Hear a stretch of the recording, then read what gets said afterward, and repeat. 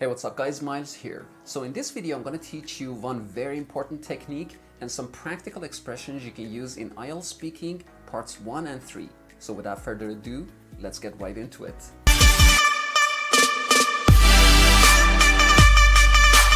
So generally speaking, the best thing to do when you're asked the question in the speaking part of IELTS is to paraphrase the question in an introductory phrase. So do not rush to answer the question. Come up with an idea of an introductory phrase and at the same time try to paraphrase the question, which means use your own words and grammatical structures to answer the question. So here's how it works. Let's say that the examiner asks you a question about your personal preferences in the first part of IELTS speaking. For example, what's your favorite kind of music? So the worst way to answer this question is actually, my favorite music is pop. So that would be a terrible mistake. I advise against it. The best way to answer this question is to give a little bit of context or background and at the same time try to paraphrase the question. Do not use the word like. Instead, you can go with the word prefer or to be interested in. For example, I can't really say what kind of music I'm interested in. It really depends on my mood. So what I did in this answer is I provided the examiner with a little bit of a background and at the same time I tried to paraphrase the question. I didn't go with the word like. Instead, I went with the expression or with the phrase to be interested in. So here's how a teenager might want to answer the question.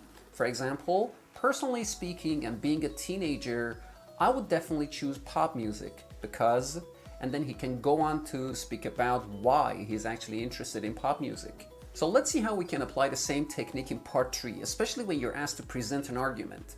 For example, the examiner asks you this question: why do you think teenagers are more interested in pop music these days? So a terrible way to answer this question again would be to rush to answer it. Just don't say because traditional music is not interesting enough. So again, a much better idea is to do those two techniques simultaneously. First, try to come up with an idea of an introductory phrase and at the same time try to paraphrase the question. So here's how it works. One justification often given for teenagers' passion for pop music is that traditional music is just not interesting enough. And if you're trying to add a new angle to your answer, you can do it with this expression. However, it should not be forgotten that. Let's review the answer one more time. One justification often given for teenagers' passion for pop music is that traditional music is just not interesting enough. However, it should not be forgotten that there's still a lot of other teenagers who are pretty enthusiastic about traditional music and listen to it on a daily basis. So how to describe causes? Glad you asked. Let's say the examiner asks you about the causes of this shift in teenagers' interest from traditional music to pop music. So by now you must have figured out what you're supposed to do, right? So I've decided that I'm going to go with the word evolution instead of the word shift to show this gradual change. What do you think? Do you think it's a good word?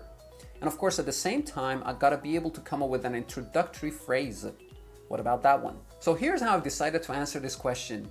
One factor which has led to this evolution is, and then of course the rest of the answer. One factor which has led to this evolution is the enormous variety of pop singers, which has made it easy for teenagers to fall in love with pop music. So if you have any questions about IELTS speaking, you can write it in the comment section below and I'll make sure to respond to every single one of them.